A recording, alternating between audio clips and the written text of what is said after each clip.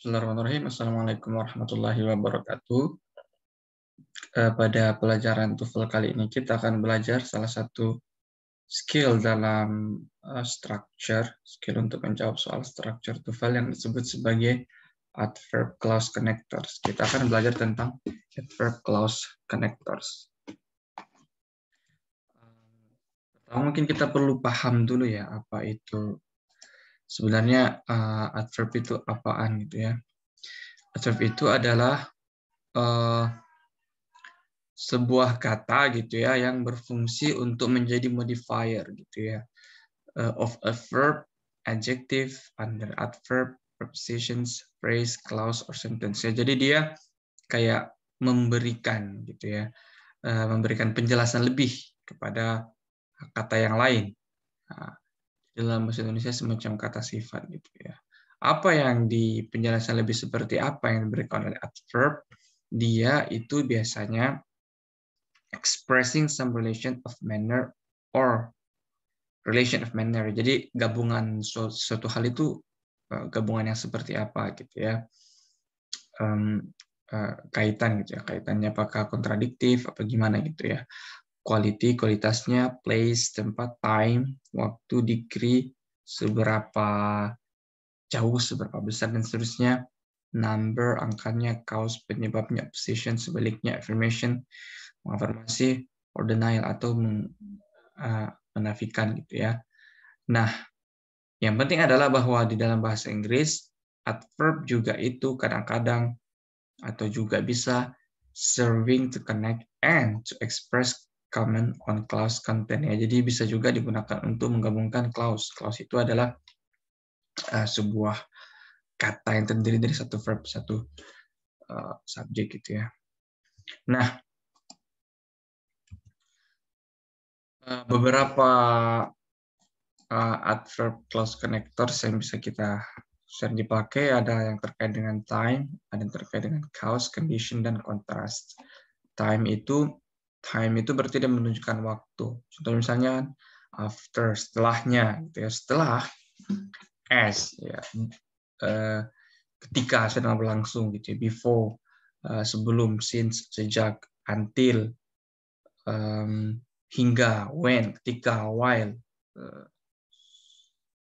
sedang, ketika sedang gitu ya. Atau menunjukkan keterangan lebih yang menunjukkan penyebab. Nah, maka di situ kita mengatakan because, since ya. Since juga itu bisa berarti ini ya, karena. Jadi since itu bisa berarti sejak, bisa berarti karena. Nanti tergantung konteksnya saja. Kemudian condition, syarat gitu ya, if, whether, jikalau. Ya, whether ini kalau bahasa Malaysia mana-mana saja gitu ya. Kontras sebaliknya although, walaupun ini kalau dalam bahasa Indonesia semuanya ini bermakna meskipun, walaupun, ya, jikapun, dan seterusnya. Nah, dalam konteks TOEFL kita bisa melihat contohnya di dalam soal seperti ini. Misalnya ada sebuah soal yang mengatakan prior to the discovery of anesthetic, ya, prior to the discovery of anesthetics in 1846, surgery was done, was still conscious. Nah, kita lihat di sini prior to the discovery of anesthetics in 1846 ini adalah preposisi gitu ya. Jadi tidak akan ada subjek di sini. Nah, tapi kemudian klausa pertamanya atau kalimat pertamanya simple sentence. Yang pertama adalah surgery was done. Ya, ada surgery sebagai subjek, was adalah verbnya gitu ya. Berarti sudah, berarti ada satu clause. Nah, ternyata ada kalimat berikutnya, ada klausa berikutnya, was still conscious. Nah, ada was di situ berarti yang hilang adalah, was ini adalah verb, berarti yang hilang adalah subjek. Gitu ya. Nah, tapi karena ini adalah gabungan antara dua kalimat, kalimat sederhana, maka tentu ada kalimat penghubungnya atau kata penghubungnya. Maksud saya, dalam bahasa Inggris disebut sebagai connectors. Nah, apa connectorsnya di sini? Nah, kita lihatlah di situ. Berarti connectors di sini adalah yang A gitu ya. while the patient. Nah, while di sini connectors, kenapa disebut sebagai adverb clause connectors? Karena dia juga, ya dia tentu saja menghubungkan kedua kalimat ini ya, tapi dia menjelaskan sesuatu ya sebagai modifier. Di sini dia menunjukkan waktu, ya, penjelasan waktu. Misalnya surgery prior to the discovery of anesthetics in 1846, sebelum ditemukannya anestesi pada 1846, ya, itu bius gitu ya, surgery operasi itu was done, dilakukan. Apa hubungan antara surgery dilakukan dengan patient gitu ya? Patient was still conscious, pasiennya masih sadar gitu. Oh, itu hubungan waktu gitu ya, maksudnya operasi itu dilakukan sementara kalau misalnya pasiennya masih sadar ya, serem sekali.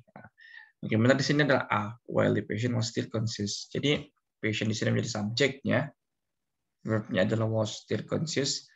Sedangkan while di sini menjadi connectors yang juga berfungsi menjadi adverb atau menjelaskan kaitan waktu gitu ya.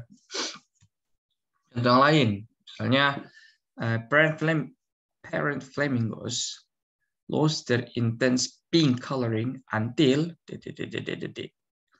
Nah, jadi kita lihat di sini sudah ada clause pertama ya, parent flamingos ya. Jadi parent flamingos di sini adalah burung flamingo yang sudah dewasa gitu, punya anak gitu ya. Lost their intense pink coloring. Ya, di sini kita lihat lost their intense pink coloring ini adalah sudah verb gitu ya. Berarti ada subjek, ada verb. Nah, tapi ini sebenarnya bisa menjadi kalimat yang sudah sempurna gitu ya, subjek verb. Ya, orang tua flamingo atau flamingo, induk flamingo itu kehilangan warna pinknya. Nah, tapi karena ada until di sini yang merupakan connectors, kata sambung, maka kita tahu bahwa setelahnya semestinya ada lagi subjek dan verb. Nah, until di sini adalah adverb connectors. Kenapa? Karena causal connectors karena dia menunjukkan waktu gitu ya, hingga. Hingga berarti waktu kan. Nah, intinya adalah karena di sini adalah ada connectors, berarti setelahnya harus ada setidaknya satu verb dan satu subjek, satu verb. Maka di pilihannya juga kita harus mencari yang ada subjek dan ada verbnya. Winning yang tidak bisa karena nggak ada subjek, nggak ada verb gitu ya. The real juga tidak bisa, tidak ada subjek, tidak ada verb, yang tidak bisa juga. Nah, satu-satunya pilihan dalam soal ini di mana terdapat di dalamnya subjek dan verb adalah C. Kenapa? Karena they ini adalah pronoun yang berfungsi sebagai subjek, win ini adalah verb, nah subjek verb yang hingga mereka memberi makan anak-anaknya gitu ya. Maka jawabannya. Yang perlu diingat di sini adalah bahwa meskipun sebuah kalimat itu sudah terdiri dari subjek verb gitu ya, parent flamingo lost, tapi begitu di akhirnya ternyata masih ada kata sambung gitu ya, until, berarti setelahnya masih harus ada satu subjek dan satu verb. Karena berarti setelahnya ada klausa yang lain atau ada sebuah simple sentence yang lain. Contoh lainnya adalah ini. A little fat is essential for humans. Retain body heat, gives muscles energy, and keeps skin soft. Nah, di sini kita lihat apakah ada subjek dan verb? Sudah ada. A little fat, ya sedikit lemak yang sedikit itu. Is essential for humans. Itu penting bagi manusia. Is ini adalah verbnya gitu ya. Berarti sudah ada subjek, sudah ada verb. Semestinya kalimat ini dari sini sampai di sini, ini tuh sudah bisa jadi kalimat tersendiri, gitu ya. A little fat is essentials for humans. Lemak itu penting bagi manusia. Sedikit lemak itu penting bagi manusia. Nah, tapi masalahnya kan setelahnya masih ada kalimat tersendiri, tidak ada titik-titik. Nah, kita lihat setelah pasti di sini ada kata penghubung nih. Tapi kita lihat kalimat setelah kata penghubung itu ada subjek dan verb-nya tidak. Retain body heat, gives muscles energy, and keeps skin soft.